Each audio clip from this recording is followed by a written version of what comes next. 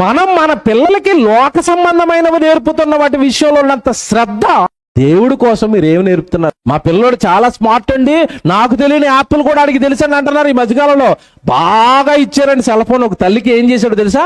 PUBG game ఆడాడండి. ఆడి cell phone లో ఛార్జింగ్ ఇంటర్నెట్ అయిపోయిందట.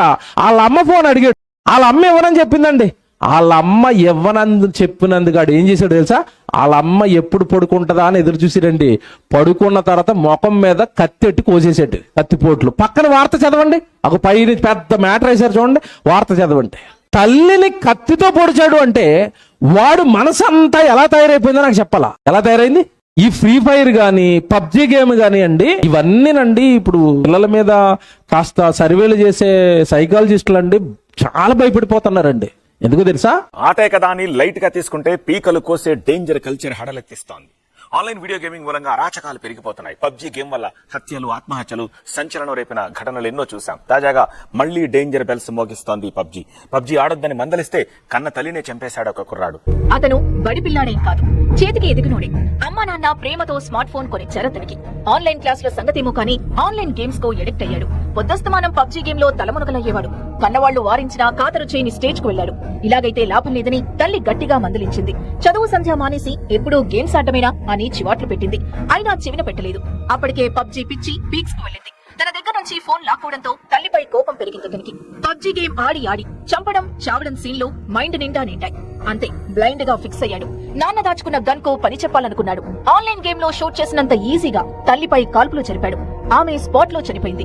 అయ్యో, పిల్ల చేష్టలు ఎంత ప్రమాదకరమో అని ఉసూరుమనిపించే మ్యాటర్ కాదు. చంపితే 10 మందిని చంపాలి అనేటటువంటి మత్తులోకి వెళ్తారు. 10 మందిని చంపితే 20 మందిని చంపాలి, ఎంతమందిని చంపితే అన్ని పాయింట్లు వస్తున్నాయి అనేటటువంటిది ప్రధానమైనటువంటి ఒక కాన్సెప్ట్తో తయారు చేసినటువంటి గేమ్. కాబట్టి అది ఒక అంతులేనటువంటి వ్యాధిగా, ఒక ఎడిక్షన్లా తయారైపోవటం అనేది ఒక అంశం. ఈ గేమ్స్ అన్ని ఏంటంటే అన్నాడు, గన్నిస్తాడండి. గన్నిచ్చుకుని అవతల ఏం చేయాలి? చేయటం, కాల్చేయటం, నరకటం, కాల్చడం, నరకటం, కాల్చడం, నరకటం, కాల్చడం.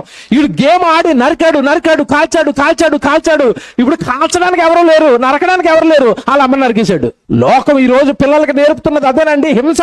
9వ తరగతి చదువుకున్న పిల్లలు టీచర్ని చంపేశారంటే ఆ చంపాలన్న హింస వాళ్ళకి ఎక్కడి నుంచి వచ్చింది చెప్పండి? ఈ టీవీలు, సీరియల్లు, సెల్ ఫోన్లు, గేములు. చంపరా, నరకరా, కొట్టరా, తిట్టరా. పిల్లలు జాగ్రత్త అండి, మళ్ళా చెప్తున్నాడు, పిల్లలు జాగ్రత్త, పిల్లల జాగ్రత్త.